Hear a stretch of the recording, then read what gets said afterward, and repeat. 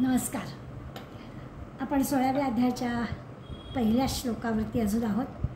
आपण मागच्या वेळेस माऊलींच्या केवळ दान हा जो आपल्याला गुण भगवंताने दिलेला आहे त्यावरच्या 3 ओव्या आपण पाहिल्या आणि अगदी एक टोकाची गोष्ट माऊलींनी आपल्याला सांगितली की अगदी आपला शत्रू जरी झाला असला, शत्रू जरी झाला असला आणि तरी देखील अडलेला असला तर त्याससुद्धा आपण विनमुख पाठवू नये.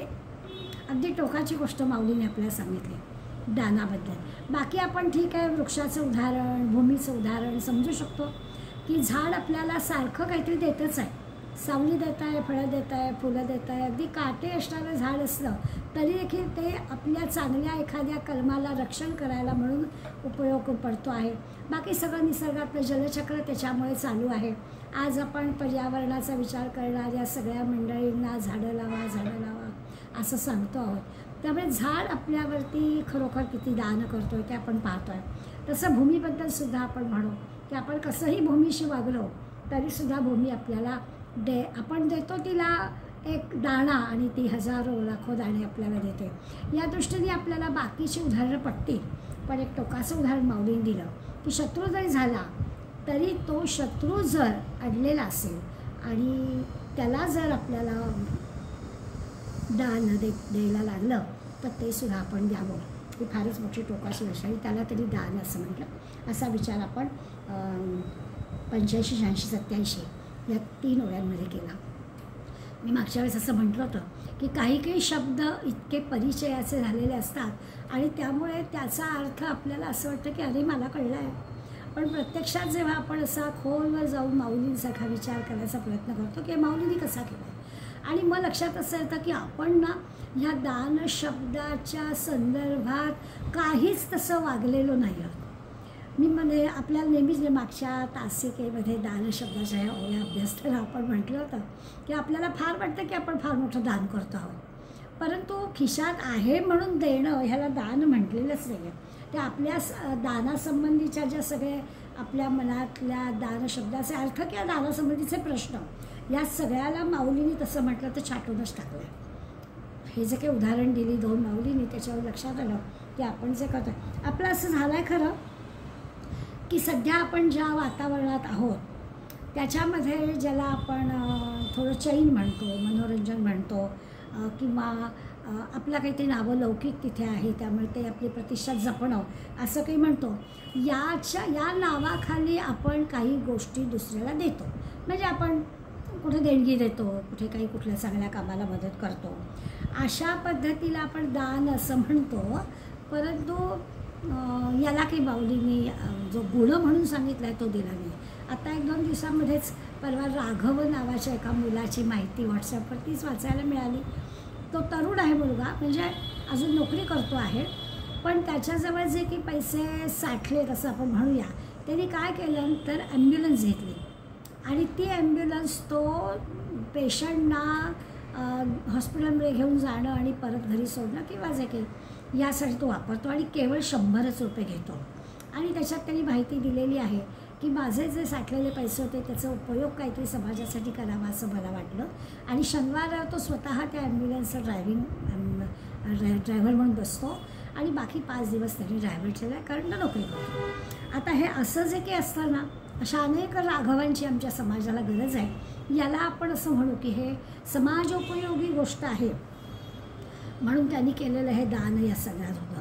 म्हणजे दुसऱ्याला स्वतःकरता काहीच करायचं नाही. जे करायचं ते दुसऱ्यासाठी करायचं आणि निरपेक्ष भावने करायचं. आपला फोटो यावा, आपल्या लोकांनी चांगलं म्हणावं, अशासाठी मानसन्मान मिळवण्यासाठी काही करावं असं नाही आहे. कदाचित यापूर्वी सांगितलं असेल की बऱ्याचदा असं होतं की आपला एक नावलौकिक, आपली श्रीमंती दाखवावी यासाठी आपलं काहीतरी, प्रत्यक्षात तसं काही नसतं. एक गंमत म्हणून एका खेडेगावातली गोष्ट सांगतात. एक श्रीमंत माणूस होता आणि गावामध्ये धर्मशाळा होती. त्या धर्मशाळेमध्ये अनेक लोकांचं जाणं येणं प्रवासातलं असायचं किंवा काही दुर्घटना घडली किंवा काही नैसर्गिक आपत्ती आली तर त्या लोकांना निवासासाठी म्हणून ती जागा दिली जायची. आणि मग तो मठ चालवणारे कोणी मंडळी होती ती लोकांकडून काही वस्तू मागून आणायची अंथरूण पांघरूण खायच्या वस्तू अशा सगळ्या लोक जमवायची आणि अशा अडल्या नडल्या लोकांना द्यायची. तर एकदा गावातल्या श्रीमंत माणसांकडे ते मठातले लोक गेले आणि मग यांच्याकडून काहीतरी भरघोस आपल्याला मदत मिळेल असं त्यांना वाटलं होतं. प्रत्यक्षात असं झालं की त्यांना चांगलंच म्हणजे पानं पुसली तोंडाला असं आपण म्हणतो तसं झालं. दिलं तर काहीच नाही, एक अगदी जुनी सतरंजी, जुनी एखादी घोंगडी असं देऊन त्यांना आपलं मार्गाला लावलं. परंतु ते असे जे मागणारे लोक असतात ते कुठल्या ह्याच्यात अमुकच द्या असं मागायला अडून बसत नाही. ते जे काही मिळालं ते घेतात आणि ते निघून जातात. कोणी चांगलं देतं, कोणी देत नाही, कोणी नाही म्हणतं, कोणी भरघोस देतं. हे सगळे अनुभव त्यांच्या जमेला असतात आणि त्याप्रमाणे ते घेऊन आले. गोष्टीतला भाग आहे त्यामुळे योगायोग, दुर्दैव हे शब्द अपुरे आहेत. नेमकं असं घडलं किंवा कथा आहे म्हणून ते घडवलं गेलं म्हणूया. आणि असं झालं की रात्री भूकंप झाला आणि भूकंपामध्ये त्या सगळ्या गावांमधल्या सगळ्या घरांची इतकी पडझड झाली की ती गावातली सगळी मंडळी मदतीच्या अपेक्षेनं या धर्मशाळेमध्ये आली. त्यात तो कालचा माणूससुद्धा होता, त्याच्याही घराची फार दुर्दशा झाली होती. आणि मग लोकांनी त्याला खायला प्यायला घातलं, जे काही लोक आले होते त्यांना मठातल्या मंडळींनी, आणि त्यांच्या जो व्यवस्था केली विश्रांतीची म्हणून त्याला काही दिलं.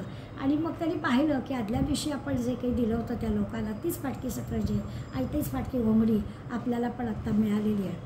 आता हा प्रसंग सांगण्यामागचा उद्देश आपल्या लक्षात आलाच आहे की आपण दुसऱ्याला काही दिलं तर आपल्याला भगवंत दुप्पट देतो असं जे की संत मंडळी सांगतात ते लक्षात घ्यावं आणि आपल्याला शक्य असेल तर भरघोस द्यावं ना, कारण यांना त्या रूपानं भगवंत आपल्याला ते नक्कीच परत देत असतो. आपण जसं द्यावं तसं आपल्याला घेता येतं किंवा आपल्याला आपली नेहमीचे म्हणे पेरावं तसं उगवतं. आपण जर चांगलं पेरलं तर चांगलं येतं. आपण दुसऱ्याला काही दिलं तर आपल्याला स्वाभाविकच सहजपणानं हा तर अनुभव घेण्यासारखी गोष्ट आहे. आपण देताना एक सेकंदभर आपल्याला कदाचित असं वाटेल की अरे मी देते पण मला असं सेकंदभर वाटेल, पण ते जर सेकंदभर आपण बाजूला केलं आणि त्या माणसाला देऊन टाकलं, खरोखरच भगवंत आपली व्यवस्था करतो आणि भगवंत आपली जी काही उणीव असेल की आपली जी काही कमतरता असेल ती दूर करतो. असो, भगवंतांनी म्हणजे अर्जुनाच्या आणि भगवंताच्या संवादात एक वाक्य आपल्याला नेहमी दिसतं. अर्जुन असं भगवंताला सांगतो आहे की मी पार्थो द्रोणाचा केला. हे वाक्य आपल्याला परिचयाचं आहे. त्याचा अर्थ आपण लक्षात घेऊया की तो स्वतःची ओळख करून देताना अर्जुन असं म्हणतो की या अर्जुनाला घडवलं कोणी, तर द्रोणाचार्याने. सगळ्यांना प्रसंग माहिती आहे की अर्जुन भगवंताला सांगतो आहे की द्रोणाचार्यांनी मला घडवलं आहे आणि त्या द्रोणाचार्यांवरती मला युद्ध करण्यासाठी तू उभं करतो आहेस, तर मला तसं चालणार नाही. तर द्रोणाचार्यांनी मला इतकं शिकवलं आहे तर मला त्यांच्याबद्दल कृतज्ञ राहिलं पाहिजे. हे सांगण्यासाठी तो असं म्हणतो आहे की मी पार्थ द्रोणाचा केला, की द्रोणाचार्यांनी मला घडवलेलं आहे. म्हणजे आता खरं म्हणजे असं आहे की भगवंत अर्जुनाला सांगणार आहे की अरे तुला द्रोणाचार्यांनी घडवलं आणि द्रोणाचार्यांचा पण तू लाडका शिष्य आहेस. ज्या कारणाने तू म्हणतो आहेस की मी द्रोणाचार्यांशी युद्ध करणार नाही, तेच कारण द्रोणाचार्यानं सुद्धा तुझ्या शत्रूंच्या बाजूला उभं राहून आहे ना की आपल्या लाडक्या ह्या अशा अत्यंत प्रिय असणाऱ्या विद्यार्थ्याशी मी युद्ध करणार नाही असं असू शकतं ना. असं सगळं भगवंतानंतर त्याला सगळं समजावून देणार आहे. मुद्दा काय तर हे दान शब्द जो आहे ना त्या दानामध्ये हे की आपल्याला कृतज्ञ राहायला पाहिजे. अशा प्रकारचे विचार, समाजाचे आपण कोणीतरी आहोत आणि समाजाला आपल्याला काही द्यायचं आहे अशा भावनेनं कृतज्ञतेनं ते करणं. जसं अर्जुन सांगतो आहे की मला माझ्यावर द्रोणाचार्यांचे उपकार आहेत, तसं आपण दान देताना समाजाबद्दल असलं पाहिजे, कारण समाजाचे अनंत उपकार आपल्यावरती आहेत. केवळ पैसा किंवा असं नाही, आपला वेळ आपली बुद्धी हा पण समाजासाठी वापरायचा, हे पण एक दान देणं आहे. दान देण्यासाठी ना असा एक आत्मविश्वास लागतो आपल्याजवळ की आपण जे काही देणार आहोत मला काहीच कमी पडणार नाही अशी एक आपली पक्की भावना असायला लागते. जर आपल्याला काही कोणाला द्यायचं आहे तर भरघोस द्यावं, मला भगवंताने उदंड दिला आहे असा भाव असावा. मनगटात बळ आहे, आपल्या बुद्धीत बळ आहे, तर आपण हवं तेव्हा मिळवू शकतो अशा भावाने द्यावं. आपण काही सगळेजण हरिश्चंद्र नाही आहोत, ही गोष्ट बरोबर आहे. हरिश्चंद्राने स्वप्नात दिलं म्हणजे आपण पण तसंच करू शकतो असं नाही, परंतु मनात आलं आणि आपल्याजवळ आहे आणि दुसरा आपल्यापेक्षा गरजू आहे असा विचार केला तर आपल्याजवळ ते देता आलं पाहिजे आणि ते देण्यामध्ये आपल्याला आत्मविश्वास वाटला पाहिजे. असा सगळा भाग खरा दान या शब्दात आहे. आणखीन एक गोष्ट म्हणजे आपल्याला सगळ्यांना माहितीच आहे की आपण नेहमी रघुराजाची गोष्ट म्हणजे हे करतो, त्याच्याजवळ अगणित संपत्ती होती. आणि रघुराजाने तर राजा आहे तो प्रजेला सांगितलं की सगळी संपत्ती लुटायची आणि लुटायला सांगितलं. राजाने आपली सगळी संपत्ती सगळ्या जनतेला लुटायला सांगितली. सगळ्यांना आपल्याला कथा माहिती आहे. आपण दसऱ्याचा सण साजरा करतो तेव्हा अशा रघुराजाबद्दलचा अभिमान जणू काही व्यक्त करतो. आणि मग असं सगळं राजाने देऊन टाकलं आणि अक्षरशः म्हणजे राजाजवळ हिंमत आहे, राजाजवळ पद आहे, राजाजवळ आत्मविश्वास आहे, राजा म्हणू ती गोष्ट म्हणू त्यावेळी निर्माण करू शकतो आहे, त्याच्याजवळ तेवढं सगळं आहे, शौर्य आहे, बुद्धी आहे. पण तरीही आपल्याला असणारं त्यांनी सगळं लुटून द्यायला सांगितलं जनतेला. आणि खरोखरच अगदी गाडग्या मडक्यांचा संसार म्हणतात ना, तसं राजा राहायला लागला, रघुराजा असा राहायला लागला. पण त्याचा जो आत्मविश्वास होता की प्रसंग पडला तर मी हे सगळं उभं करू शकतो. आणि खरंच घडलं तसं. आपल्याला सगळ्यांना माहिती आहे की तो जो भरतंतू नावाचे ऋषी होते, त्यांचा कौत्स नावाचा जो शिष्य होता, तो आला की रघुराजाकडे. आता ह्याच्याजवळ तसा विचार करायला झालं काहीच नाही, स्वतः गाडगी मडक्यांमधनं अन्न ठेवतो आहे आणि असा एखाद्या म्हणतात तसं भिक्षे करण्यासारखा राहतो आहे. पण राजा आहे आणि म्हणून हा कौत्स त्याच्याकडे आला आहे आणि म्हणाला आहे की मला माझ्या गुरूंनी जी काही विद्या दिली आहे, 12 वर्ष मी त्यांच्या शिकलो आहे ऋषी आश्रमामध्ये, आणि त्यांना मला काही दक्षिणा द्यायची आहे. आता ही जबाबदारी आपल्या नागरिकांमधल्याला जी काही गरज आहे ती पूर्ण करणं राजाचं काम आहे.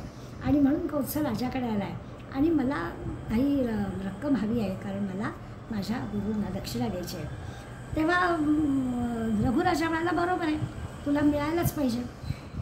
आणि मग त्यांनी कुबेराजवळ सांगितलं, म्हणजे दुसरं सांगून नाही, मला दे वगैरे काही नाही, कुबेरावर स्वारी करायचं रघुराजा ठरवलं. बातमी कुबेराला कळली आणि मग कुबेर म्हणाला की या रघुराजाजवळ युद्ध वगैरे अशा भानगड पडायचं काय कारण नाही आहे. त्यांनी त्या कुबेराने कारण माहीत होतं त्याला, मग रघुराजाच्या अंगणामध्ये सुवर्णमुद्रांचा पाऊस पाडला. आणि मग पुढली कथा पण आपल्याला माहिती आहे की आपल्या संस्कृतीमध्ये नाही सगळ्या गोष्टी शिकवल्यात, मुद्दाम शिकवल्यात की कौत्साला जेवढे पाहिजे होते तेवढेच त्यांनी घेतलं आहे. पाऊस पडला आहे म्हणून उदंड घेत राहिला असं नाही केलं. त्याला जेवढी गुरुदक्षिणा म्हणून पैसे घ्यायचं त्या मोहरा तेवढ्याच त्यांनी घेतल्या. बरं, रघुराजांनी सुद्धा आता कुबेरांनी पाऊस पाडलाच आहे आणि कौत्साला जेवढं हवं होतं तेवढं त्यांनी नेलं आहे. उरलेल्या सगळ्या आपण परत आपल्या राज्याच्या विकासासाठी ठेवूया असं त्यांनी विचार केला नाही. पुन्हा जनतेला सांगितलं हे लुटून जा. त्याच्यातून आपण हा दसरा नावाचा सण साजरा करतो. आता हे जे की ह्याच्यातून आपण काय केलं तर हा जो आत्मविश्वास रघुराजाजवळ होता की माझ्या राज्यातल्या लोकांना जे काही हवं आहे त्यांची मागणी मी पूर्ण करू शकतो, असा आत्मविश्वास त्याच्याजवळ होता. ही गोष्ट आपल्याला दानातून शिकायचं आहे. त्यांनी काही साठवून ठेवलं नाही, गरजच नव्हती त्याला साठवून ठेवण्याची, असं झालं. आपल्या देशावर ज्यांनी अनेकदा स्वारी केली ना आणि देश लुटला ना, म्हणजे ही झाली आपली रघुराजाची आपल्या राजाची गोष्ट. पण गझनीचा महम्मद आता उलटी गोष्ट सांगते की त्याने आपल्या देशाला लुटलं अक्षरशः. हा जो गझनीचा महम्मद होता अत्यंत लोभी होता, दुष्ट होता आणि त्यांनी इतक्यांदा आपल्या देशाला लुटलं आणि त्याचा जेव्हा मृत्यू जवळ आला तेव्हा त्याच्या लक्षात आलं की हे जे सगळं आपण धन मिळवलेलं आहे, ढीकच्या ढीक आहेत धनाचे, लुटून आलेलं आहे. कुणाचंही हिसकावून घेतलेलं धन आपल्याला सुख देत नाही. स्वतःहून दानामध्ये स्वतःहून देण्याचं असतं, हिसकावून घ्यायचं नसतं. या गझनीच्या महम्मदानी आपला देश लुटला आणि असं जे लुटलं, मरताना का जर ढीकच्या ढीक संपत्ती होती त्याच्याजवळ, पण यातलं वरती काहीच नेता येणार नाही आहे. आणि हे जेव्हा त्याच्या लक्षात आलं अशी द्रव्याची हाव असणारा हा आता दान काय करणार, धाय मोकळून रडत होता मृत्यूच्या वेळी. याच्यातून म्हणजे काहीच नेता येणार नाही हे त्याच्या लक्षात आलं. दान या गोष्टीचा अर्थ कळण्यासाठी ही सगळी उदाहरणं आपण लक्षात घेतली तर त्या शब्दाचा अर्थ आपल्याला कळेल. जगज्जेता अलेक्झांडरचं उदाहरण अनेकदा आपण अनेक वेळा लक्षात घेतलं आहे. पुन्हा पुन्हा त्याची आठवण एवढ्यासाठी ठेवायची की याच्यातून आपल्याला काही शिकायचं आहे. या अलेक्झांडरने तर एवढी संपत्ती गोळा, जगज्जेता होता, सगळं जग त्याच्या हातात होतं. आणि अशा अलेक्झांडरला जेव्हा जो आजार झाला आणि लक्षात आलं की आता आपली जाण्याची वेळ आली आणि मग ती जी शेवटची इच्छा त्यांनी व्यक्त केली आहे ती आपल्या सर्वांना लक्षात ठेवण्यासारखी आहे. ती इच्छा त्यांनी आपला जो निजी सेवक होता, म्हणजे ज्याला आपण सेक्रेटरी म्हणतो त्याच्याजवळ त्यांनी सांगितलं की माझा मृत्यू झाला की माझी जी शवपेटिका आहे ती शवपेटिका ज्यांनी न्यायची शवागारापर्यंत ते नेणारे कोण असतील तर माझ्यावर उपचार करणारे डॉक्टर ती शवपेटिका उचलून देतील. दफनभूमीकडे घेऊन जायचं तर कुठे कोण नेणार तर माझ्या उपचार करणाऱ्या डॉक्टरांनी न्यायची. दुसरं म्हणजे ज्या ठिकाणाहून माझी ती पेटी नेली जाईल त्या मार्गाच्या दोन्ही बाजूला आजवर मी एवढी प्रचंड संपत्ती जगात जेता आहे, मी एवढा प्रचंड रत्न हिरे माणकं सोनं नाणं काय नाही माझ्याजवळ, त्या सगळ्यांच्या राशीच्या राशी दोन्ही बाजूला ओतायला सांगा आणि नेऊ द्या लोकांना. त्याला लक्षात आलं की आपल्याला घेऊन जाताना वेळच्या वेळी कोणाला दिलं नाही, जगात जेता म्हणून मिरवलं आणि अखेरच्या वेळेला त्याची परिस्थिती आली. तिसरी मागणी त्यांनी अशी केली, माझे दोन्ही हातच आहे ते असं शवपेटीच्या बाहेर उघडे काढून ठेवा की याचा काहीही हे नाही, लोंबकळू देत हात, हे सगळं रिकाम्या हातीच आपल्याला जायचं आहे. त्यांनी जे नियम सांगितले त्या तिन्हीचा अर्थ आपल्याला कळला असेल. खरंच रिकाम्या हाताने आपल्याला जायला लागतं. हे जे काही मिळवलेलं आहे ते वेळच्या वेळी लोकांना दिलं नाही तर त्या शिऱ्याशापाने मिळवलेल्या गोष्टी त्या इथेच राहतात. आणि पहिलं जे त्यांनी सांगितलं की वैद्यकीय कितीही जरी उपचार केले, कितीही जरी औषधं असली तरी एक दिवस आलेल्याला जायचंच आहे. हे जेव्हा त्या अलेक्झांडरच्या लक्षात आलं, हे सगळं जे की आहे हे डोळे उघडतात केव्हा तर ह्या अशा वेळेला अशा प्रकारच्या गोष्टी आपण आहे की ईसापनीतीमध्ये एक गंमतशीर म्हणजे ईसापनीतीतल्या गोष्टी आपल्याला काही बोध देणारे असतात. उदाहरण बघायला गेलं तर रोजचं दिसणारं असतं पण त्याच्यातून बोध काय घ्यायचा तर म्हणजे एक गव्हाणी होती, त्या गव्हाणीच्या कुत्र्याची गोष्ट म्हणजे गव्हाणी म्हणजे पूर्वीच्या आपण ज्याला आता वस्ती म्हणतो आई म्हणतो तसं एक होतं आणि तिथे कोठार होतं. त्या कोठारामध्ये गुरांचं खाणं म्हणजे कडबा सगळा ठेवलेला होता. तर त्या कडव्याच्या बाहेर एक कुत्रा होता आणि तो कुत्रा कोणीही आलं त्या बाजूला म्हणजे एखादी गुरं आली की तो ओरडून ओरडून त्या गुरांना पळवून लावत होता. आणि मग आपल्याला गोष्ट सांगणारा जो आहे तो सांगतो आहे की हा कुत्रा की कडबा खात नाही, कडबा हे खाणं आहे गाईचं म्हशीचं वगैरे, पण त्याला तो येऊच देत नव्हता. तसं म्हणे काही माणसं असतात की आपल्याला नाही पण दुसऱ्याला पण देत नाही. वेळच्या वेळी दान न देणारी मंडळी असतात ना, साठवून ठेवतात, त्याचा ना त्यांना उपयोग होत आणि आपण तर हे सगळं इथंच ठेवून जाणार आहोत. अशासाठी ते आपल्याला सांगतायत. देण्याची जी वृत्ती असायला हवी ती देण्याची वृत्ती ही एक माणसाचं लक्षण आहे, हे बाकीच्यांजवळ नाही आहे. आपण नेहमी 84 लक्ष योनीच्या जीवांचा आपल्याशी तुलनात्मक विचार करतो, तर हे देणं जे आहे ना ते देणं माणसाजवळ आहे. म्हणजे पशुपक्ष्यांजवळ सुद्धा आहे. एखादं छोटासा पक्ष्याच्या पिल्लांना ती पक्षी खाऊ घालताना आपण पाहतो की कुठून बिचारी आणते आणि तो चोचीत जाऊन डाळा घालते, ते आपण पाहतो काय. पण जेव्हा ते उडायला लागतं पिल्लू त्याच्यानंतर ती काही करायला जात नाही. म्हणजे आमच्या शेतरगाईमध्ये माकडं असतात पुष्कळ, त्यांचं बारकाईनं आपण एक 10 मिनिटं निरीक्षण केलं तर कळतं की बिस्किटाचा पुडा पळाकडनं ते पळवतात पण ती माकडी पिल्लाला देत नाही. या हातातून या हातात, या हातातून या हातात देते, सगळा पुडा ती खाते, कागद फेकून देते, पण पिल्लाला देत नाही. त्यांनी त्याचं मिळवायचं असं का. तर तसं आपलं नाही आहे. आपण दुसऱ्याला देण्याची वृत्ती असणारे म्हणजे आपलं एक माणसाचं मूळ लक्षण, मानवतेचं मूळ लक्षण आहे. आणि हा माणसाचा जो गुण आहे ही अशी एकाच्या दुसऱ्याबद्दलची सहानुभूती आपल्याला असणं ही मानवता आहे. आणि आत्ता मी म्हटलं तसं की वस्तूतून पैशातूनच नाही तर आपल्या वेळेचा आपल्या बुद्धीचा उपयोग दुसऱ्याचं अज्ञान दूर करण्यासाठी करणं हे सगळं दान ह्याच्यात येतं. म्हणजे एखादा निवृत्त शिक्षक जर का दुसऱ्या मुलांना शिकवत असेल तर त्यांनी फी नाही घेता कामा. त्यांनी असंच आपला एवढा अनुभव आहे आपल्याजवळ, त्या अनुभवातून त्यांनी मुलांना शिकवलं पाहिजे. आपली जी काही ज्याला योगक्षेम म्हणतात ते सगळं वाहण्याचं काम सरकारने केलेलं आहे. पेन्शन देतं आपल्याला सरकार, आता आणखीन पैसे कमावण्याची काही आवश्यकता नाही. असा विचार करून शिक्षकांनी हे काम केलं पाहिजे, ही अपेक्षा या दान शब्दातून आहे. त्यांनी जर पुन्हा पैसे कमावण्यासाठी जर काही करायचं म्हटलं तर ते काही ह्या मानवतेला धरून नाही. आपला योगक्षेम सरकारची योजनेतून होत आहे. सरकारने आपली सगळी जिम्मेदारी घेतली आहे. इतक्या वर्ष आपण काम केलेलं आहे, मरेपर्यंत सरकार आपल्याला खायला प्यायला घालणार आहे, आता जो आपल्याजवळचा वेळ आहे, आता जी आपल्याजवळ बुद्धी आहे, हे सगळं आपण समाजासाठी दुसऱ्यांसाठी वापरलं पाहिजे. याला दान म्हणतात. ह्याच्यातून जर आपण काही अपेक्षा केली, ह्याच्यातून जर कुणी काही आपल्याला द्यावं किंवा कुणाकडून तरी काही मागावं, ही अत्यंत चुकीची गोष्ट आहे असं आपल्याला ह्याच्यातून सांगायचं आहे. आपल्याला माहितीतलं एक गंमतशीर उदाहरण देतं. आम्ही एक 2014 साली नर्मदा परिक्रमाला गेलो. अगदी गाडीतून 17 सीटरची मस्त 17 दिवसांची आणि 40 लोकांची ट्रिप होती. आणि मग एवढा प्रवास आणि सगळं असं होतं. सगळ्यांच्या तब्येती चांगल्या राहाव्यात म्हणून सगळं आपलं घरगुती खायचं, बाहेर कुठे खायचं नाही वगैरे वगैरे. तर आमची एक अगदी जवळची मैत्रीण आहे आणि तिनं आम्हाला प्रत्येकीला कामं दिली ती वाटून, कुणी कुणी काय काय करायचं वगैरे वगैरे. मग 15-16 दिवस काय टिकेल, प्रवासामध्ये खराब होणार नाही, 15 दिवसात काय, अशा प्रकारचे आमच्या एका मैत्रिणींनी सांगितलं की मी ना एक 2-4 प्रकारचे लाडू आणेन. मग आपल्याला रोज सकाळी सगळ्यांना एक नाश्ता करायची गरज नाही, लाडू खाऊन पाणी प्यायचं की आपलं सकाळचं काम झालं, मी लाडवाचं काम करेन. दुर्दैवाने असेल पण काही कारणामुळे ती आमची ट्रीपला येऊ शकली नाही. परंतु ती बोलली होती ना, तिने सगळी आमची नाश्त्याची व्यवस्था करून आमच्या ट्रीपला जाण्यापूर्वी सगळी लाडवांची व्यवस्था केली होती. काय मग मी तिला लाडू समलांनी नाव पण दिलं आणि ट्रीपला आली नाही पण आपली जबाबदारी तिने पूर्ण केली. गमतीचा भाग सोडून या मुद्दा काय तर असा दुसऱ्याचा विचार करणं, दुसऱ्यासाठी आपल्याजवळ असणारी बुद्धी, आपल्याजवळ असणारा वेळ, आपल्याजवळ असणारा पैसा, आपल्याजवळ असणारी कला, असं सगळं खर्च करणं, हे सगळं आपल्याला दान ह्या शब्दामध्ये येणार आहे. खरं म्हणजे दानाने ऐश्वर्य वाढतं. आपल्या देशामध्ये सर्वस्वाचे दान देणारे सगळ्यात आपल्याला पहिलं नाव आठवतं दधीची ऋषींचं.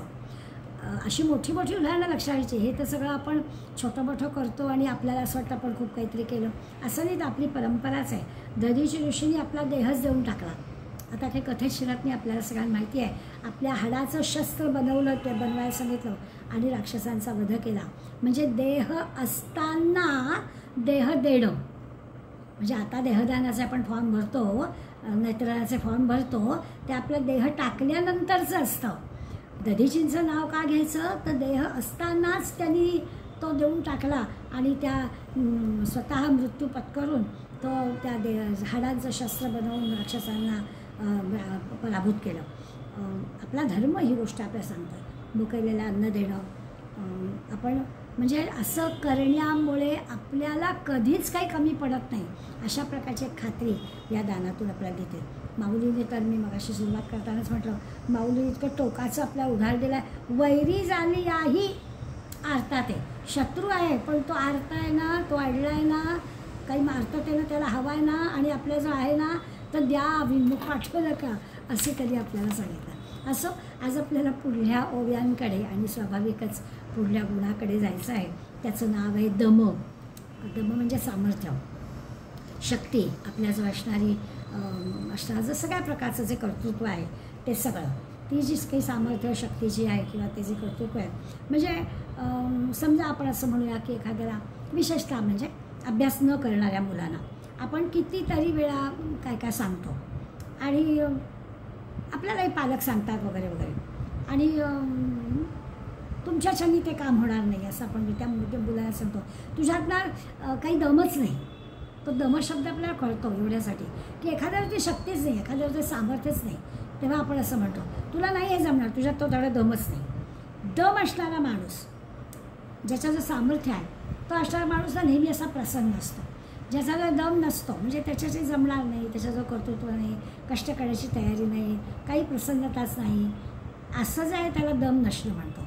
याच्या उलट सगळ्या गोष्टी ज्या आहेत की काहीतरी सारखं चळवळ आहे, काहीतरी करावंसं वाटतं, काहीतरी त्याला कर्तृत्व दाखवायचं असतं, त्याला दम असं म्हणायचं.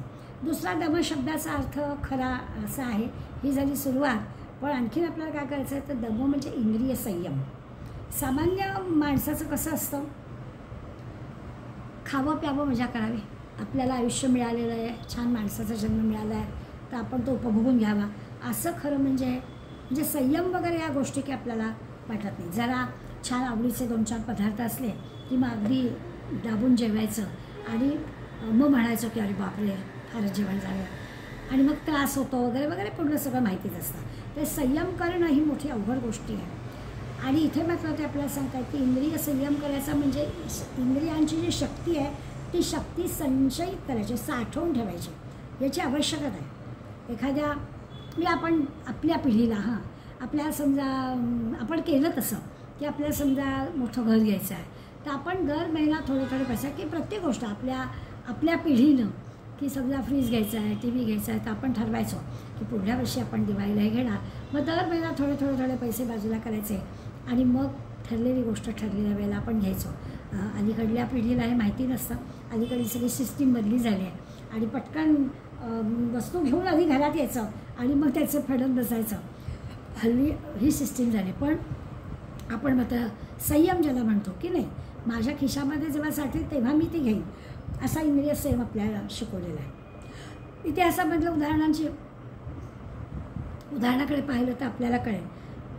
अगदी शिवाजी महाराजांच्या जे कौशल्य होतं, युद्ध कौशल्य होतं, तर अनेक चांगले सरदार त्यांच्याकडे होते. त्या सगळ्या सरदारांना, जहागीरदारांना त्यांनी एकत्र केलं होतं आणि त्यांची काय चाललं होतं, त्यांच्याजवळ खूप शक्ती होते. पण ही सगळी शक्ती महाराजांच्या लक्षात आलं यांची आपापसातल्या भांडणात शक्ती सगळी खर्च होते. महाराजांनी पाहिलं की सगळे मराठी सरदारच आहे, पण ते आपापसात काहीतरी वैर निर्माण केलेलं आहे. आता ही सगळी जर शक्ती आपल्याला संयमित करायची असते, त्यांची जर एकत्र करून घ्यायची असेल तरच आपल्याला त्याचा उपयोग आहे.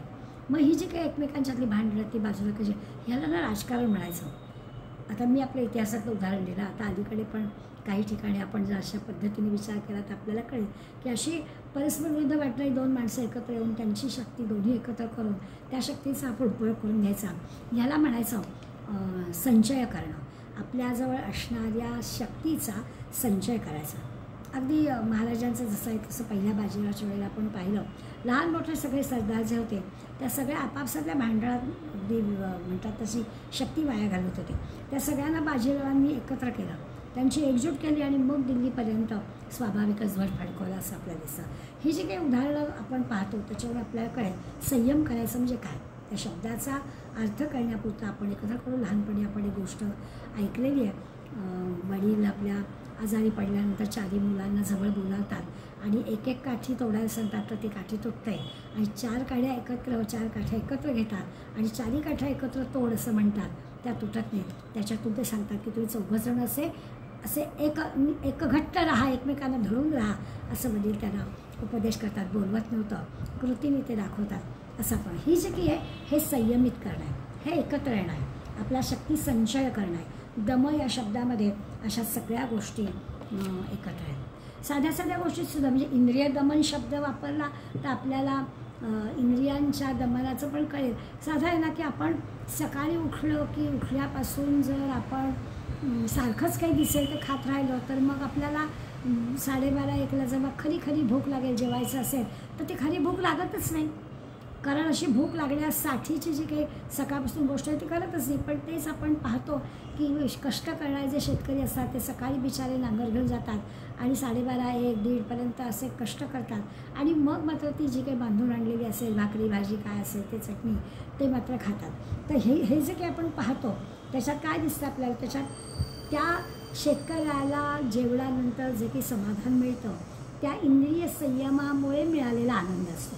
आणि आम्हाला तो जेवणातला आनंद मिळतच नाही, कारण तसे कष्ट आणि तशी भूक हे आमच्या इंद्रियांना माहीतच नाही. म्हणून आपल्याला काय की इंद्रियांना संयमित करायचं म्हणजे काय करायचं. तर अशा पद्धतीने जसा इतिहासाचा विचार केला, व्यवहाराचा विचार केला, आपण आध्यात्मिक ग्रंथाचा अभ्यास करतो आहे तर आपण आध्यात्मिक विचार करूया. इंद्रिय संयम करायचं म्हणजे काय करायचं, तर स्वाभाविकच हे जे काम, क्रोध, लोभ, मोह सगळे जे षड्रिपू ज्याला असं म्हणतो आपण, ते षड्रिपू म्हणजे एका अर्थाने श्वापद आहेत. त्या सगळ्यांना ठार मारायला हवं, त्या सगळ्या षड्रिपूंना बाजूला करायला हवं. त्यासाठी लागणारा जो दम आहे त्या दम या गुणाची आपल्याला अत्यंत आवश्यकता आहे. तो शब्द कळण्यासाठी म्हणून आपण आपला इतिहासने आजूबाजूला चाचपणी करून तो दम शब्द पाहिला. हा जो शक्ती संचय करायचा आहे तो शक्ती संचय केव्हा होईल, तर तो तेव्हाच होईल की हे सगळे जे आपले श्वापद आहेत म्हणजे शत्रू आहेत त्या सगळ्या शत्रूंना आपल्याला बाजूला करावं लागेल, तर त्या इंद्रियांच्या संयमाला दम असं म्हणायचं. आता एकेका इंद्रियांच्या दमाचा विचार केला तर मन सगळ्यातच त्या मनाला शांत करणं, दम करायचं, मनाला शांत करायचं. इंद्रियांचा संयम ज्यांना जमतं, अगदीच म्हटलं तर त्यांना आपण संत म्हणतो, त्यांना फक्त जमतं, त्यांना त्यांची इंद्रिय ताब्यात ठेवता येतात, त्यांना तो इंद्रिय संयम जमतो. साधारणपणे माणसांचे 3 प्रकार असतात. असे ज्यांना हा संयम जमतो त्यांना आपण संत, सत्पुरुष म्हणूया, सज्जन म्हणूया. आणि ज्यांना जमत नाही, म्हणजे देहाकडून राग, लोभ हे सगळं होतंच, त्यांना आपण दुर्जन म्हणूया. तिसरा एक असतो, म्हणजे हे संत आणि दुर्जन तर आपल्याला कळले, आपण सगळे तिसऱ्या कॅटेगरीत असतो की मनात पाप येतं, प्रत्यक्ष करायची हिंमत होत नाही, पण मनात येतं. ती मंडळी पण सज्जन असतात. जे पाप करतच नाही ते संत आहे, जे सहजपणानं करतात ते दुर्जन आहे. पण मनात येतं पण प्रत्यक्ष कृती करत नाही ते म्हणजे आपण सगळेजण असतो, पण मनात पण येता कामा नये, यासाठी या गुणाचा आपल्याला अभ्यास करायचा आहे. म्हणजे 2 मित्रांचं भांडण झालं, भावाभावांचं भांडण झालं, मित्रांचं भांडण झालं, राग आला, अगदी टोकाचे राग असतात. एक जण म्हणतो की मी तुझं तोंडसुद्धा पाहणार नाही. आता मी तुझं तोंडसुद्धा पाहणार नाही असं म्हणतो तर आपण त्याला दुर्जन म्हणूया. मनात येणं पण न बोलणं. मनात येतं की काय सारखी येतं की भांडणच होतात ना, न आलेलं बरं असं मनात येईल, पण तरीसुद्धा असं भेटल्यानंतर मुद्दाम भेटायला न बोलणं असं होत नाही, म्हणून सज्जनाचं. आणि मनातच न येणं, आपण गोंदवलेकर महाराजांचं नेहमी उदाहरण घेतो की ते भाऊ इतका शिव्या देतो त्यांना, पण ते त्याच्याशी काही वाईट बोलते, चाललं आहे कोर्टामध्ये दोघांचा खटला पण चाललेला आहे, पण जेवायला ते बोलत आहे ना आपण जेवूया एकत्र. आश्चर्य वाटतं लोकांना की इतका शिव्या देतो आणि तरी देखील, कारण संत आहेत त्यांना काही असं मनातसुद्धा येत नाही त्या माणसाबद्दल राग वगैरे. असा फरक आपल्याला असतो. आणि असे जे समाजामध्ये संत जे आहेत ना, ही संत मंडळी कमी असतात, सज्जन मंडळी संख्येने बरीच असतात, नाही असं नाही, म्हणजे मनात येतं पण कृती करत नाही अशी मंडळी असतात. पण एक प्रकारची नाही म्हटलं तरी एक लोक काय म्हणतील असं असतं म्हणून ते तसं वागतात असं आपल्याला दिसेल. म्हणजे अगदी भावाभावांचं किंवा मित्रांचं राहू दे, पण आपण जर शिक्षक याची गोष्ट पाहिली तर लक्षात येतं आपल्याला की आम्ही जर शाळेत होतो त्यावेळेला आपल्या शिक्षकांचं आचरण अगदी शाळेत, घरात, बाहेर कसं असायचं, कुठेही बाहेर जरी असले तरी तोच आदराचा भाव त्यांचा असायचा, कारण त्यांचं आचरण तसं असायचं. पण दिवसेंदिवस आपल्या असं लक्षात आलं की शिक्षकांचं बाहेरचं आचरण, टपरीवर चहा पिणं, सिनेमाला जाणं, तिथे विद्यार्थी असणं, तिथे विद्यार्थी बरोबरच्या नात्याने त्यांच्याशी बोलणं, किंवा आता अजून तिसरी आणखीन गोष्ट म्हणजे अगदी विद्यार्थी झाला तरी तो बरोबरच्या नात्याने म्हणजे एकमेकांबरोबर सिगरेट ओढणं वगैरे, हे जे काही आहे ना हे सगळं असं खाली समाज जायला लागला असं आपल्याला दिसेल. म्हणजे आपलं पद, आपली प्रतिष्ठा, आपलं त्या असणारं आपली भूमिका हे सगळं जवळजवळ नाहीसं झालं की काय असं वाटतं. आणि दुसरी गोष्ट, इंद्रिय संयम पण नसतो, त्यामुळे आपल्याला ह्या अशा गोष्टी दिसतात. म्हणून समाजात असे सगळे प्रकार दिसतात. ते कशामुळे तो दम नावाचा गुण आहे ना तो कमी व्हायला लागलेला आहे.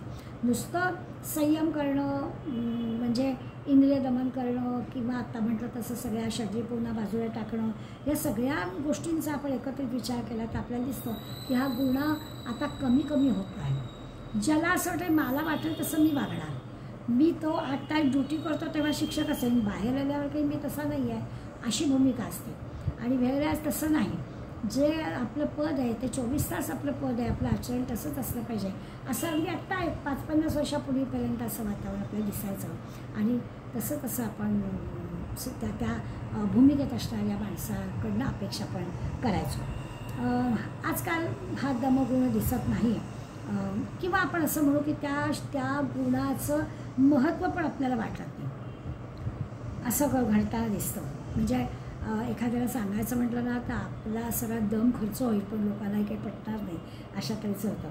तर आता हा सगळा दम टिकावा किंवा असा संयम आपल्याला करता यावा किंवा अशा इंद्रियांचा निग्रह आपल्याला करता यावा, त्याच्यासाठी लागतं काय तर मनच सामर्थ्य लागतं. सगळा निग्रह करायचा ठरवायचं ते मनाने ठरवायचं. दम ह्या गुणासाठी मनाला तयार करावं लागतं.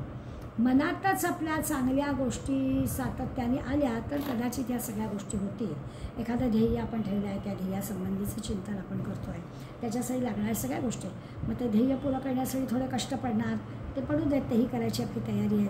अशा सगळ्या गोष्टी करायला पाहिजेत. आळस येता कामा नये, कंटाळा येता कामा नये, कुठल्या कोणावरही अवलंबून राहायला लागता कामा नये.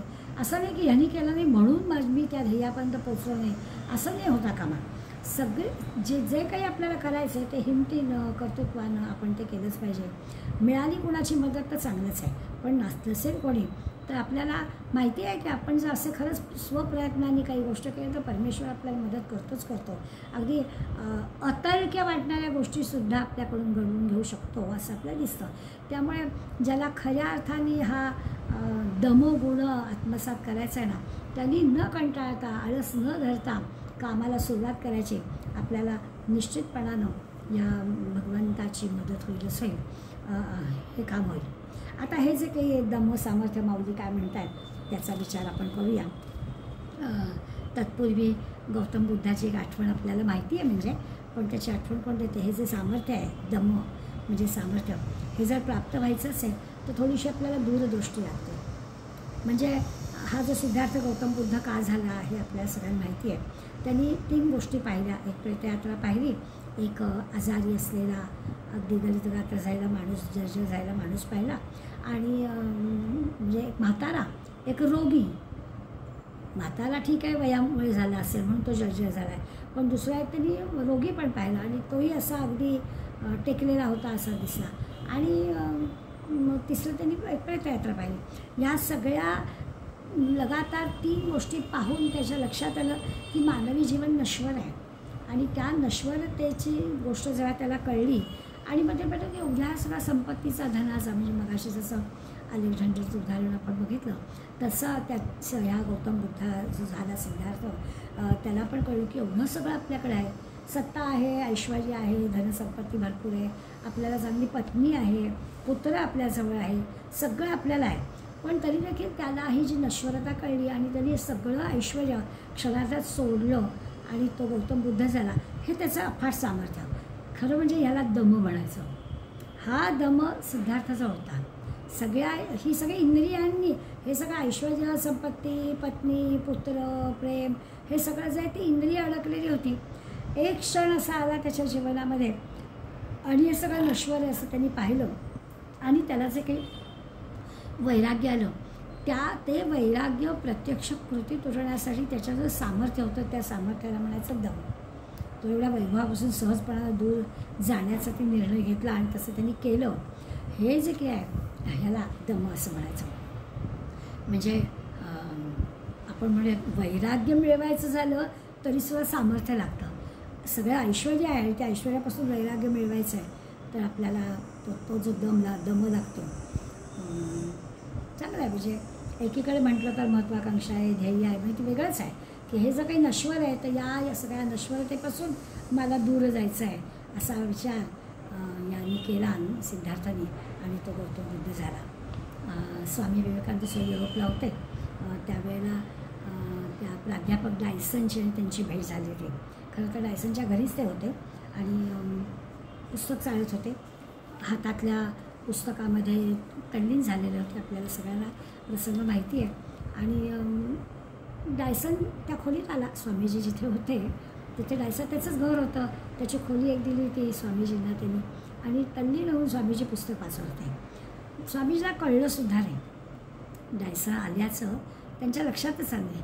बराच वेळ गेला. आता डायसनला काय वाटलं? डायसनला वाटलं की हा माझा इन्सल्ट आहे. स्वामीजी वर पण बघत नाही आहे, मी आलेलं त्यांना कळत पण नाही आहे. बराच वेळ बहुधा तो उभा असावा. खरोखरच स्वामीजींना कळलं नाही. आणि मग जेव्हा केव्हा कळलं, म्हणजे त्यांचं पुस्तक वाचून झाल्यावर त्याला कळलं आणि पुस्तक वाचलं ते बाजूला ठेवून वरती बघितलं तेव्हा पाहिलं होतं डायसन. आणि मग त्यांनी दिलगिरी व्यक्त केली, अरे बापरे तुम्ही केव्हा आलात, मला कळलंच नाही. पण डायसनला मात्र असं वाटलं की हे सगळं बोलणं खोटं आहे, हे सगळं बरोबरच आहे. प्रत्यक्षात यांनी माझा इन्सल्टच केलेला आहे की माझ्या घरी जागा दिली आहे तुम्हाला राहायला आणि मी आल्याशी तुम्ही दखल पण घेतली नाही आहे. आणि असा डायसनचा मनामध्ये विचार आलेला होता. आणि स्वाभाविकच डायसननी म्हणजे आपला हा इन्सल्ट आहे तसं त्यांनी पुढल्या संभाषणामध्ये स्वामीजींना स्वामीजीच्या लक्षात आलं आणि म्हणून स्वामीजींनी त्यांच्या पुस्तकामधल्या काही गोष्टी विशेषतः कविता धडाधड त्यांना म्हणून दाखवल्या. आणि मग मात्र त्यांना असं वाटलं डायसनला की यांनी हे पुढे पुस्तक वाचलेलं असणार, त्याशिवाय की आत्ता एकदा त्यांनी नुसतं पुस्तक पाहिलं आणि त्यांना मुखोद्गत झाल्या कविता असं असणं शक्य नाही. म्हणून तेही डायसननी त्यांना विचारलं. तेव्हा त्यांनी सांगितलं की नाही, मी पुस्तकही पूर्वी पाहिलेलं नव्हतं आणि आत्ता एकदाच पुस्तक वाचलं आहे. पण स्वामीजींनी एक स्पष्टीकरण त्यांना दिलं.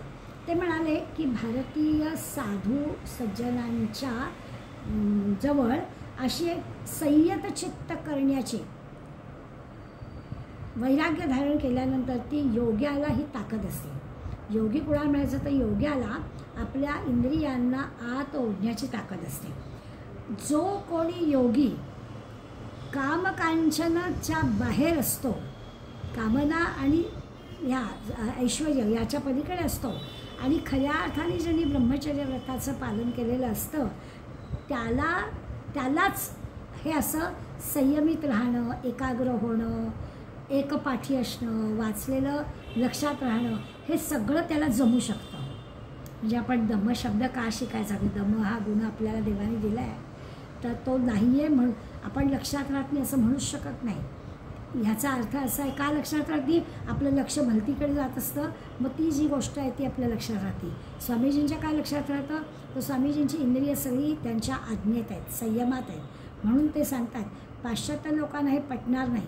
पाश्चात्य लोक हे ऐश्वर्यामध्ये बुडलेले आहेत, वैराग्यापासून कोसं दूर आहेत, त्यामुळे त्यांना हे कळणार नाही.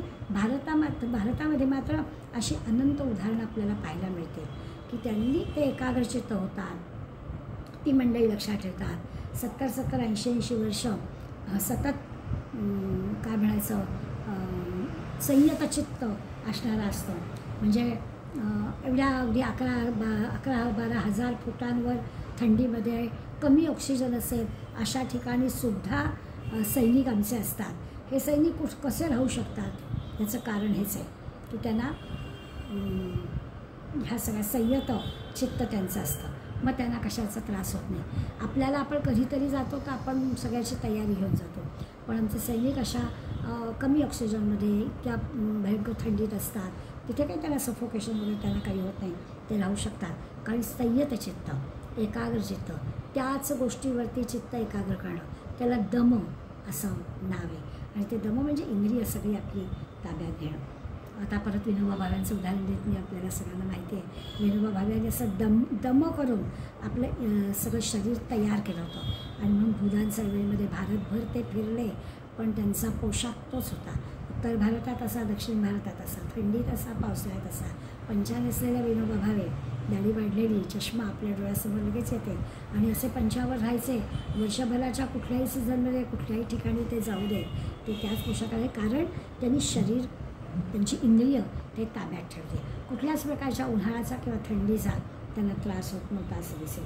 हे सगळे ब्रह्मचर्यामुळे येणारी मानसिक शक्ती आहे. ह्या ब्रह्मचर्यामुळे मन एकाग्र होतं, इंद्रिय संयम करता येतो. इतरांच्या तुलनेमध्ये कुठलंही काम कमी वेळामध्ये आणि अधिक चांगल्या कार्यक्षमतेनं ते करता येतं. स्वामीजींचं उदाहरण घेतलं म्हटल्यावर आठवण होते, बेलूर मठामध्ये एकदा स्वामीजींच्या एका मित्राने, बेलूर मठामध्ये काय झालं, खूप मोठे ज्ञानकोशाचे ग्रंथ आणून ठेवले होते स्वामीजींनी. खूप मोठे ग्रंथ आणले होते आणि खंडच्या खंड. आणि त्यावर स्वामीजींचा एक मित्र त्यांना म्हणाला की अरे हे खंड वाचायला किती जन्म घ्यावे लागते. तेव्हा स्वामीजी म्हणाले, का, माझे कितीतरी खंड आहेत वाचून झाले असं म्हणाले. आता असं कसं होईल, तो विचार, तुला मी सांगतो एवढे माझे खंड वाचू आहेत, त्या खंडात तर तुम्हाला हवं ते विचार. आणि खरोखरच स्वामीजींची परीक्षा जणू काही पाहण्यासाठी त्यांनी भराभरात त्यातले काही प्रश्न विचारले. स्वामीजींनी त्याला धडाधड उत्तरं दिली.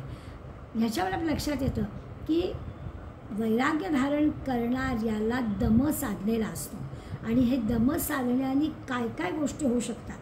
इंद्रियांवर नियंत्रण असणं म्हणजे काय, इंद्रिय आपल्या इच्छेप्रमाणे चालवायचे.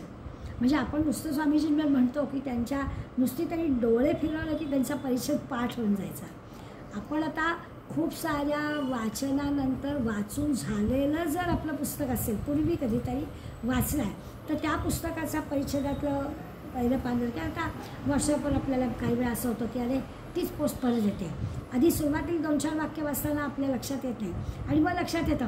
मग आपल्याला असं नुसतं बोटाने फिरून मधूनच पाहिलं, हां आता ही माहिती आहे बाबा, हे डिलीट करून जाईल असं आपण करतो. तर तसं आहे की वैराग्य धारण केलेल्या ह्याची इंद्रिय सगळी ताब्यात असतात. त्यामुळे त्यांना एकदा त्यांनी नजर टाकली की त्याला दम म्हणायचं. इंद्रिय संयम, इंद्रियांचं सामर्थ्य मिळवायचं असेल तर अगदी आपलं वागणं अत्यंत वक्तशीर, दूरदृष्टी असलेलं, संयमित असणारं, भगवंताला शरण असणारं, ध्येयाप्रत जाणारं, अशा सगळ्या गोष्टी हव्यात. आणि एकीकडे महत्त्वाकांक्षा पण, जराही आळस नाही, दमणूक नाही, कंटाळा नाही, असं पण हवं. माऊलीने 5च ओव्या ह्याच्यासाठी लिहिले. आज आपण 5च ओव्यांचा अभ्यास करणार आहोत. तरी विषयेंद्रिया मिळणी, 89वी ओवी आहे. तरी विषयेंद्रिया मिळणी करुनी घापे वितुटणी, जैसे तोडीजे खड्ग पाणी पारकेया. हां, आता ते म्हणत आहेत की खड्ग पाणी म्हणजे ज्याचा धारण केलं आहे, ज्याच्या हातात शस्त्र आहे. खड्ग पाणी म्हणजे हातात असे शस्त्र. तर जसं शस्त्र धारण करणारा जो आहे, हातात ज्याचं शस्त्र आहे, तो काय करतो? तो स्वाभाविकच पारकेया म्हणजे शत्रूचा नाश करतो. हातात शस्त्र आहे तर तो शत्रूला नाश करणार. तसं म्हणे विषयेंद्रिया मिळणी, विषय आणि इंद्रिय, विषय पण आहेत आणि इंद्रिय पण आहेत. त्याचं सानिध्य मिळालं आहे. आता आपली पण आपल्याजवळ पण इंद्रिय आहेत, म्हणजे इंद्रियांना त्या विषयांचा उपभोग घेता येतो आहे. करुणी घापे वितुटणी, असं असून सुद्धा त्याचा तो दमगुण जो असेल, तो वितुटणी म्हणजे वियोग, तो इंद्रियांना त्या सगळ्या याच्यापासून बाजूला करतो. त्याच्या इंद्रियांजवळ असं सामर्थ्य असतं की ती सगळी जरी की विषय आलेले असले ते त्या विषयांना त्याला बाजूला करता येतं. इंद्रियांना विषयापासून बाजूला करता येतो. उदाहरण काय दिलं की हातात शस्त्र आहे, शत्रूला नाश करायचं. तसं याच्याजवळ इंद्रिय संयम आहे, याचा शत्रू विषय आहे, त्या विषयांना दूर करायचं. माऊली छान उदाहरण दिलं आपल्याला. त्याला दम हे शस्त्र आहे.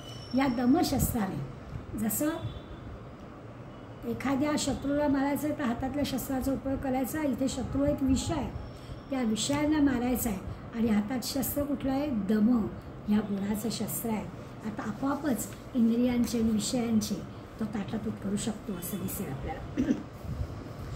आता मग आपल्याला कळलं विषय आणि इंद्रिय याला एकत्र येऊच द्यायचं नाही, याला दम मिळायचं. जसं असतं ना मातीचा गाळ आणि पाणी. आता पावसाळ्याचे दिवस आहेत, आपल्याला सूचना येते पाणी गळून घ्या. आपण सगळेजण इतके अनुभवी आहोत की स्टीलच्या पातेल्यात पाणी भरतो आणि एक तुरटी फिरवली की आपल्याला सकाळी कळतं जर पाण्यात गाळ असेल तर सगळं खाली बसतो. म्हणजे पाणी आणि तो मातीचा गाळ याला तुरटी वेगळं करू शकते. तसं विषय आणि इंद्रिय यांना हा दम वेगळं करू शकतो. अशा अर्थाने आपण तैसा विषय जातांचा वारा, वाजो नेदीजे इंद्रियद्वारा, ये बांधोनी प्रत्याहारा हाती कोपी. आता त्यांनी आपल्याला म्हटलं विषय जातांचा वारा. आपली जे इंद्रिय आहेत त्या इंद्रियांची द्वारं आहेत, त्या इंद्रियांच्या द्वाराने हा विषयांचा वारा हात येतो. डोळ्यांनी काय काय पाहायचं, कानाने काय काय ऐकायचं वगैरे वगैरे. आता ही सगळी जी इंद्रिय आहेत ही इंद्रिय त्या बांधोनी प्रत्याहारा, त्या प्रत्याहाराच्या ताब्यात बांधून ठेवायला हवेत. प्रत्याहार म्हणजे काय? त्या इंद्रियांना त्यांच्या विषयातून परतून लावणं. प्रत्याहार करणं म्हणजे इंद्रियांना परतून लावायचं, त्यांचे जे विषय आहेत त्या विषयांपासून परतून लावायचं आणि पुन्हा त्यांना एका जागी स्थिर करायचं. ते काम करतात. तैसा विषय जातांचा वारा, वाजून नेदीचे इंद्रियद्वारा. त्या विषयांना इंद्रियांच्या द्वारांपर्यंत येऊच द्यायचं नाही, त्याला त्या प्रत्याहाराच्या ताब्यात देऊन टाकायचं. म्हणजे मग त्या विषयांचा उपद्रव होत नाही, विषयांचा त्रास होत नाही, आपल्या ताब्यात राहतात आपली इंद्रिय. म्हणजे येऊच द्यायचं नाही. जसं बरेच हल्ली तरुण पालक दिसतात, लहान बाळं ज्यांच्या घरात आहेत आणि ते सांगतात आपण कधी गेलो ना, आजी त्यांना चॉकलेट देऊ नका, मी अजून त्याला चॉकलेट दिले नाही. माझा नातू आहे लहान, त्याची आई मला म्हणाली अजिबात आजी त्याला चॉकलेट आणू नका, आम्ही अजून त्याला चॉकलेट दिलंच नाही आहे खायला. असं सांगतात. किंवा अगदी 2-2.5 वर्षाचं होईपर्यंत आम्ही त्याच्यापासून मोबाईलपासून लांब ठेवला बरं का त्याला, आम्ही त्याच्यासमोर मोबाईल देत नाही. हे काय आहे तर त्या इंद्रियांना आकर्षित होणाऱ्या गोष्टींपासून त्याला तोडूनच टाकलेला आहे. मग तो कधी त्याचं त्याला समज येईपर्यंत आपल्याला ही गोष्ट करायलाच हवी. असं बरेच हल्ली जागरूक पालक करतात की टी व्हीच्या स्क्रीनपासून, मोबाईलच्या स्क्रीनपासून त्या मुलांना बाजूलाच ठेवला आहे. मग ते पुस्तकं वाचून दाखवतील, त्यांना बाहेर नेतील, त्यांना शिकवून सांगतील, त्यांच्यासमोर ते मोबाईल वापरणारच नाही. हे जे की ह्याला दम म्हणायचं. अवघड गोष्ट आहे. त्यांना करणाऱ्यांना काय काय गोष्टी सहन कराव्या लागत असेल, किती ॲलर्ट राहावं लागत असेल ते आपल्याला कळेल. इथं तेच दिलं आहे त्यांनी उदाहरण. फक्त मी आपल्या अलीकडलं घेऊन समजवणार असेल तर ये बांधून प्रत्याहार हाती घेते. प्रत्याहाराचं बंधन घातलेलं आहे आणि त्या प्रत्याहाराच्या ताब्यात स्वाभाविकच आपण म्हणजे इंद्रियांना त्यांच्या विषयातून असं परतवून पुन्हा चित्तरूपात स्थिर करायला स्थापना करायला सांगितली. आता पुढल्या ओळीचा आतुला चित्ताचे अंगवरी प्रवृत्ती पळे पर बाहेरी आगी सुईजे दाहीही द्वारी वैराग्याची. आता ते म्हणतात काय झालं, आतुला चित्ताचे अंगवरी अशी जी चित्ताच्या आत जी आपली प्रवृत्ती आहे ती 10 द्वारांनी वैराग्यरूपी अशी दाहीही द्वारी वैराग्याची आगी सुईजे. म्हणजे वैराग्यरूप अग्नी आत घालवून बाहेर काढतो. म्हणजे कसं 5 ज्ञानेंद्रिय आणि 5 कर्मेंद्रिय यांची ही 10 द्वारं, या द्वारावर वैराग्यरूपी अग्नी ठेवलेला आहे. ह्या इंद्रियांच्या मार्फत येणार ना बाहेरून गोष्टी, तर तिथे त्यांनी वैराग्यरूपी अग्नी ठेवला की काय बघायचं, काय ऐकायचं हे ठरवूनच टाकलेलं आहे की त्याला दाखवायचाच नाही मोबाईल. त्यामुळे ते विषय त्याच्या चित्तात येतच नाहीत. त्या चित्तामध्ये ओळखच नाही करून दिली. त्या वैराग्य बसलंच आहे त्यांच्या दारामध्ये काठी घेऊन की ते मिळणारच नाही. जणू काही अग्निरूपाने ते बसलेलं आहे. 10 द्वारांमध्ये ह्या 5 ज्ञानेंद्रिय आणि 5 कर्मेंद्रियांमध्ये असा काही तो वैराग्यरूपी अग्नी आहे की त्या अग्नीमध्ये स्वाभाविकच हे सगळे विषय जळूनच जातात. म्हणजे ते विषय आतपर्यंत जातच नाही, चित्तापर्यंत पोचतच नाही. प्रत्याहार जे म्हटलं त्याचं स्पष्टीकरण आपल्याला दिलं आहे. पुढे म्हणतात श्वासोश्वासाहून बहुवसे व्रते आचरे खरपुसे वसंतिता रात्री दिवसे नारायणुक जया.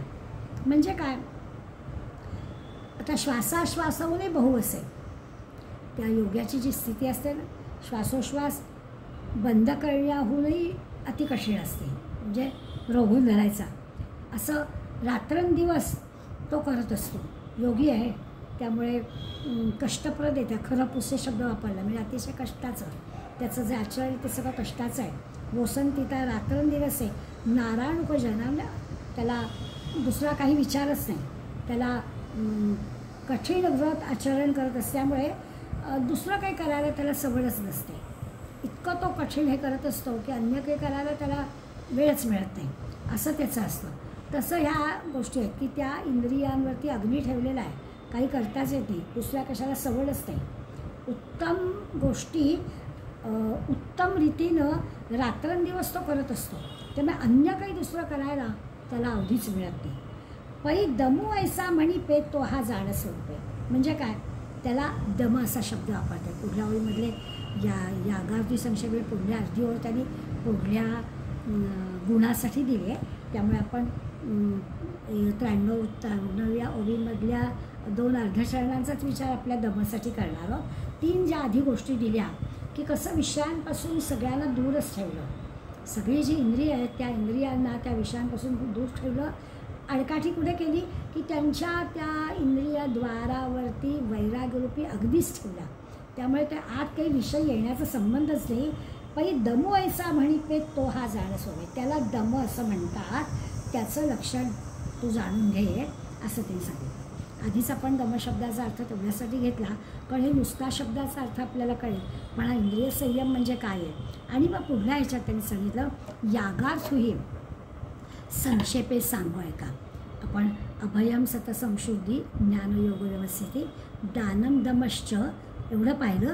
यज्ञ तो याग म्हणजे यज्ञ ते काय आहे ते आपल्याला पुढे पाहायचा आहे. तो भाग आपण पुढे पाहू. आज आपण पहिला दानाचा पण पुन्हा एकदा उल्लेख करून त्याचा विचार केला की आपण ज्याला दान म्हणतो ते दान नाही आहे, तर आपण काय केलं पाहिजे हे सांगितलं. आणि दम म्हणजे नियसंयम कसा केला पाहिजे तो सांगितला. केवळ दम यासाठी आपल्याला फक्त 89 ते 91 92 एवढ्या ओव्या दिले. 93 एवढी पण आहे, अर्धचरण आहे म्हणूया, पण 89 ते 93 एवढ्या ओव्यांचा आज आपण अभ्यास केला. आता यज्ञ, यज्ञ या शब्दाचा विचार आपल्याला पुढल्याच करायचा आहे, पण एक लक्षात घ्यायचं की त्या काळामध्ये यज्ञ होता, त्यामुळे यज्ञ हा गुण त्यांनी आपल्याला दिला आहे. पण त्याचा विचार करायचा झाला तर आपण आत्ता यज्ञ म्हणजे काय म्हणायचं, तर आत्ता मात्र आपण यज्ञ ह्याचा अर्थ चांगलं कर्म, सत्कर्म असं म्हणायचं. त्या कर्मामध्ये मला काय फायदा होणार आहे हा विचार करायचा नाही आहे, पण चांगलं कर्म आपल्या हातून कसं घडेल याचा विचार करायचा आहे. तो आपण पुढल्या मंगळवारी बघूया. आज आपण या 5च ओव्यांचा अभ्यास करूया. पुन्हा एकदा काकांच्या ओव्या ऐकूया. ओव्या तसं म्हटलं तर अगदीच सोप्या आहेत, एकच एक गोष्ट आहे, पण ते समजण्यासाठी आपल्याला सगळ्या या योग प्रक्रियेतून जायचं आहे. कसं श्वासाश्वासातून किंवा अगदी शेवटच्या आता 92व्या ओवीमध्ये आपण विचार केला की श्वासोश्वासाहूनही बहु असेल. आता तो म्हणजे श्वास रोधून धरणं, आता श्वासोश्वास बंद करण्याहूनही अत्यंत कठीण. श्वासोश्वास बंद करणं कसं शक्य आहे की शक्य नाही. आपण नेहमी अनुभव घेतो, पाण्यात जरा हातात नाकातोंडात पाणी जायला की आपण घाबराघाबरा होतो. ते असं म्हणतात याच्याही पेक्षा अति कठीण अशी ह्या योगाची स्थिती असते. आणि ते तरी देखील तो रात्रंदिवस उत्तम आचरण करत असतो. दुसरा काहीच तो विचार करत नाही, कारण त्याला दुसरा काही विचार करण्याचं कारण त्याचं जे काही आचरण असतं ते याच पद्धतीने असतं. ते करत असल्यामुळे तो दुसऱ्या कशाला दुसरं काही करायला त्याला सवडच मिळत नाही. अशा प्रकारचा विचार त्यांनी 92व्या ओवीत आपल्याला सांगितला आणि तो दम आपण 93व्या ओवीत जाणून घ्यायचा प्रयत्न केला. आज आपण इथेच थांबूया. धन्यवाद.